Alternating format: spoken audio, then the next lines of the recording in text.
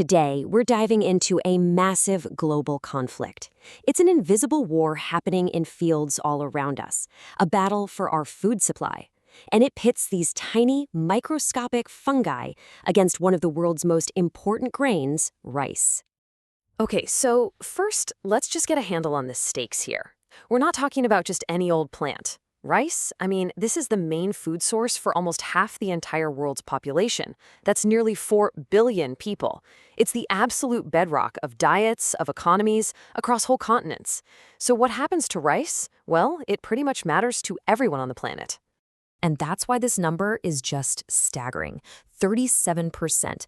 That's the average amount of rice we lose to disease every single year. Let me put it another way for you. Imagine for every 3 plates of rice in the world, one of them just disappears. Poof, gone.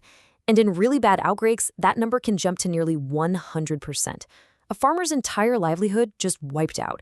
The point is, a huge chunk of this critical food just vanishes before it can even get to us. So where exactly is this battle being fought? Let's go take a look at the front lines. And wow, look at this. The concentration is pretty striking, isn't it? Over 90% of all the rice in the world is grown and eaten in Asia. As you can see from this chart, China and India, they're responsible for more than half of the entire planet's production. What this means is that any threat in this one part of the world, it becomes a direct threat to everybody's food security. And this is what that threat actually looks like on the ground. Before we even name names, you can just see the devastation. Look at the discolored leaves, the rotting stems, the damaged grains. These are basically the crime scenes that farmers walk into in their fields. It's clear as day evidence of an attack by an enemy you can't even see. So who are these invisible enemies? Yeah, rice gets attacked by bacteria and viruses, sure. But the huge majority of the damage, it comes from one specific group. So let's meet our prime suspects, the fungal invaders. Rice is really facing threats from all sides. Bacteria, viruses, you name it. But for this investigation, we're going to focus on the most wanted list. And sitting right there at the top is a fungal disease called rice blast. It's widely considered the single most destructive rice disease in the entire world. All right, let's do it. Let's open the case file on public enemy number 1, rice blast. So what is this stuff exactly? Well, to put it simply, rice blast is an incredibly versatile fungal infection. It's not picky. It'll attack any part of the rice plant that's above the ground. We're talking leaves, the stem, even the panicles. That's the part that actually makes the grains of rice we eat. And get this, it can strike at any time during the plant's life. It's just relentless. Now, for a farmer, this right here is the classic telltale sign. The disease leaves this really distinct signature on the leaves. See those eye-shaped spots? They're kind of spindle-shaped, usually with a reddish-brown border and a grayish-white center. When a farmer sees that, they know. They know exactly what they're dealing with. And here's where we connect the crime scene to the actual culprit. On the left, that's the damage you can see with your own eyes, the lesion on the leaf. But on the right, that's what you see under a microscope. Those are the tiny pear-shaped spores of the fungus. These little things are responsible for all that destruction. It's kind of crazy. So, how does this whole attack play out? Is actually a pretty clever and devastating cycle. First, the fungus just hangs out over the winter, surviving on infected seeds or old plant debris from last year's crop. Then, when the new plants start to grow, the spores spread to them. Once they've got a foothold, they reproduce like crazy, creating thousands upon thousands of new spores. And then, the wind just picks them up and carries them everywhere, infecting more and more plants. The whole cycle just repeats. It's a ruthlessly efficient system. But here's the thing. Rice blast isn't working alone.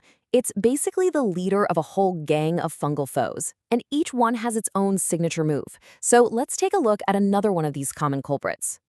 To figure out what they're up against, farmers really do have to be like detectives, looking for very specific clues. So take the eye-shaped lesions from rice blast, right? Now compare that to another disease called brown spot. Brown spot makes these little oval, kinda sesame seed-shaped spots, and they often have a yellow halo around them. See? Different shape, different color, totally different criminal. And here's another look at that classic eye-shaped lesion from rice blast. It's really like the visual fingerprint of the disease. And now, look at the contrast. These are the more rounded sesame seed spots from brown spot, a completely different signature, right? Okay, so you've got these fungal invaders on a constant attack. what does the defense look like? I mean, how do farmers and scientists even begin to fight back against such a relentless enemy? Well, the first line of defense is maybe not what you'd expect. It's not about high-tech chemicals. It's all about smart farming, what we call cultural controls. This is stuff like starting with seeds you know are disease-free. It's about getting rid of all the infected plant bits after a harvest so the fungus can't survive till next year. Even using the right kind of fertilizer makes a difference. Too much nitrogen, for example, can actually make the plants weaker. It's all about creating an environment where the fungus just can't get a foothold. Of course, when an infection is already happening, farmers often need to bring in the bigger guns. That's where chemical controls come in. Using the right fungicide is an absolutely crucial tool for stopping an outbreak in its tracks and hopefully saving the harvest. But the ultimate weapon in this whole fight, it's not something you spray on the plants. It's something you grow in them. Scientists are working around the clock to breed new kinds of rice that have a natural, built-in resistance to diseases like rice blast. Really, this is the best long-term solution, creating a plant that can actually defend itself. And that really brings us to the big picture here. This whole battle happening in the rice paddies, it's really a smaller version of a much, much bigger challenge. We have more and more people on this planet, and we all rely on just a handful of major crops. So the real question is, can our science innovate fast enough? Can our farming practices evolve quickly enough to stay one step ahead of these diseases?